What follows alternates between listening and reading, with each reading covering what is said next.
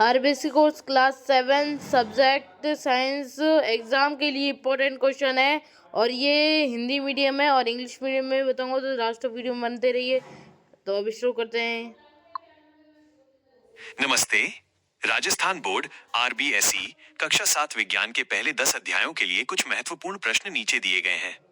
ये प्रश्न आपकी परीक्षा की तैयारी में सहायक हो सकते हैं। महत्वपूर्ण प्रश्न कक्षा 7 विज्ञान अध्याय 1 से 10। यहाँ अध्यायवार कुछ महत्वपूर्ण प्रश्न दिए गए हैं। अध्याय 1 पादपों में पोषण न्यूट्रिशन इन प्लांट्स। प्रकाश संश्लेषण फोटोसिंथेसिस क्या है, इसका रासायनिक समीकरण लिखिए और पादपों के लिए इसका महत्व बताइए। स्वपोषी ऑटोट्रॉफ्स और विषमपोषी हेट्रोट्रॉफ्स में अंतर स्पष्ट कीजिए। परजीवी पैरासिटिक और मृतजीवी साप्रोट्रोफिक पोषण को उदाहरण सहित समझाइए। अमरबेल कसकटा किसका उदाहरण है। अध्याय 2 प्राणियों में पोषण न्यूट्रिशन इन एनिमल्स। मानव पाचन तंत्र ह्यूमन डाइजेस्टिव सिस्टम के मुख्य अंग कौन कौन से हैं। पाचन की प्रक्रिया का संक्षिप्त वर्णन कीजिए।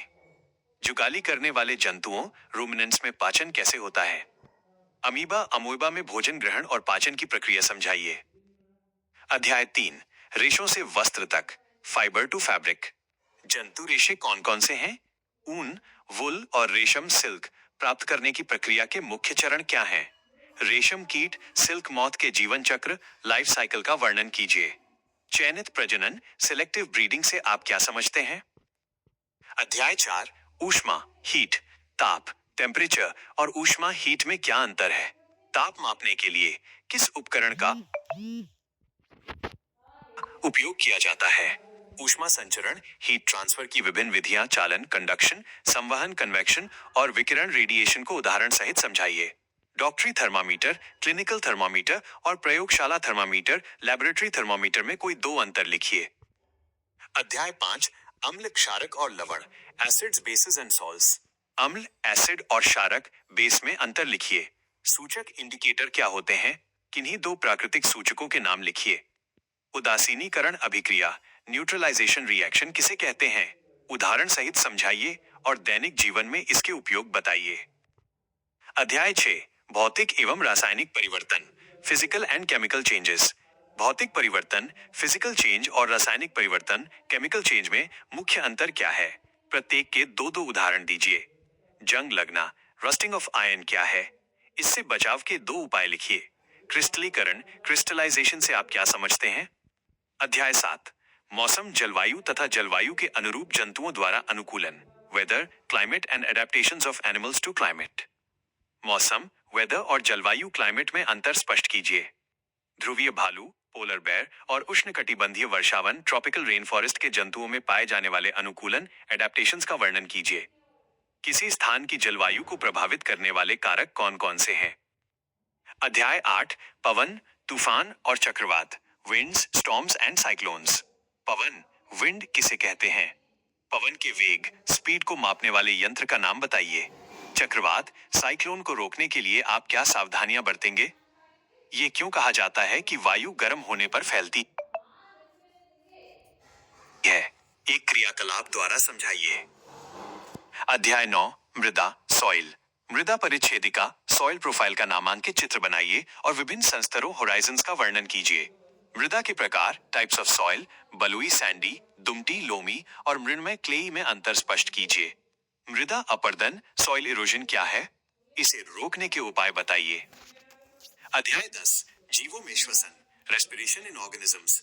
श्वसन रेस्पिरेशन और श्वास लेना ब्रीदिंग में क्या अंतर है। वायवीय श्वसन एरोबिक रेस्पिरेशन और अवायवीय श्वसन एनएरोबिक रेस्पिरेशन में अंतर स्पष्ट कीजिए।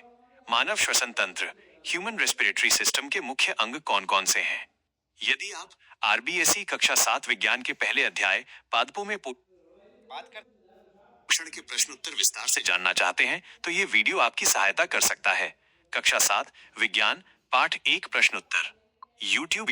अब इंग्लिश मीडियम में शुरू करते हैं। 3 2 1 शुरू। Certainly.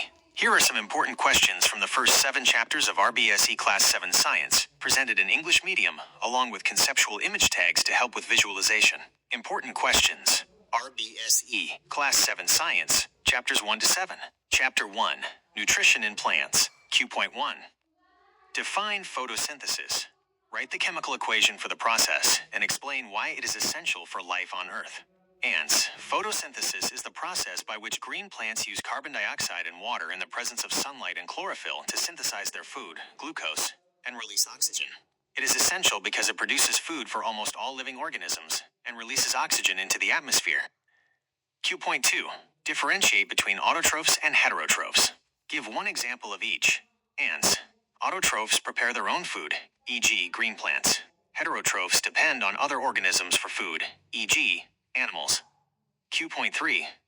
What are insectivorous plants? How do they fulfill their nitrogen requirement? Ants. These plants trap and digest insects to obtain the necessary nutrients, particularly nitrogen, as they grow in nitrogen-deficient soil, e.g. pitcher plant, Venus flytrap. Chapter 2. Nutrition in animals. Q.4. Describe the process of digestion in amoeba. Ants. Amoeba captures food using pseudopodia, false feet, which forms a food vacuole.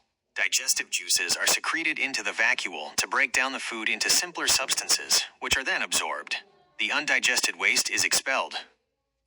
Q.5. What are villi? State their location and function in the small intestine. Ants' villi are finger-like projections lining the inner wall of the small intestine. Their function is to increase the surface area for the absorption of digested food into the blood vessels. Q.6. Explain the term ruminants. How do they digest cellulose? Ants. Ruminants are grazing animals, like cows and buffaloes, that quickly swallow their food and store it in a part of the stomach called the rumen. Later, the food, called cud, is brought back to the mouth for thorough chewing, rumination. They have specific bacteria in their stomach to help digest cellulose. Chapter 3. अब हम इस chapter को अभी इधर ही खत्म करते हैं इस वीडियो को। तो तब तक के लिए